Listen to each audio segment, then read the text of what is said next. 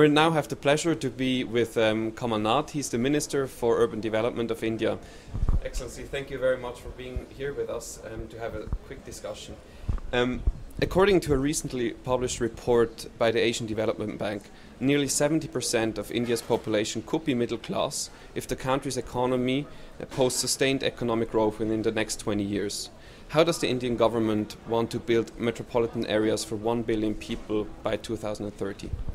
It's a huge challenge because in India, with this growth we've had in the last decade, one of our big challenges is the urbanization challenge. And with a young age profile, where mobility is much more, we will be building infrastructure in catching up with the past, not building for the future. 70% of our GDP will be generated by our urban centers. New job opportunities, again, 70% of them will be in our urban centers. So, urban transportation, better urban planning, and it's just not urbanization, suburbanization. India has to plan suburbanization. What do you mean by that, suburbanization? Suburbanization means creating suburbs to the major cities. We will have about 13 cities, 14 cities above 1 million. We're going to have a huge number of cities between 3 and 6 million, besides our mega cities. So with the pressure of population in our urban centers, suburbanization has to be a very major challenge and a strategy for India. So urbanization and suburbanization is obviously a key challenge for your country going forward, but isn't actually uncontrolled population growth a more severe threat for the country's long-term stability?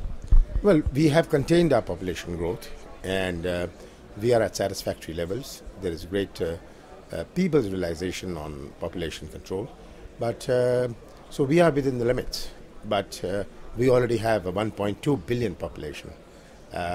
And there is going to be this movement. We can't stop it.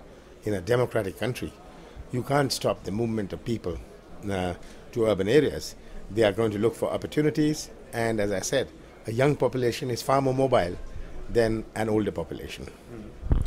So India's young and well-educated workforce has been at the heart of India's economic boom in the last 20 years. Now, looking at the recent uprisings in the Arab world, there also have been a lot of young, well-educated but unemployed young people. How can India keep an ever-growing youth population employed in the next 20 years? By remaining on the growth trajectory, which we are on. We are trying to reach 10% growth and growth in agriculture, which is stagnated to 2-3%. We are looking at 6% growth in agriculture. So the challenge of employment and the challenge to build economic activity, that is what our focus is. How do we generate economic activity in those parts of the country which have not seen this? So it's just not attaining growth. The challenge is on managing growth. So, as you said, most of your GDP is generated in metropolitan areas. What about the urban areas, not even the suburban areas? What about the urban areas? How do you want to foster their economic growth? You mean the rural areas? Yeah, the rural. That's going to happen by growth in agriculture and greater inputs in our agricultural sector, whether it's irrigation, whether it's more and better fertilizer. That is the way we're going to plan this.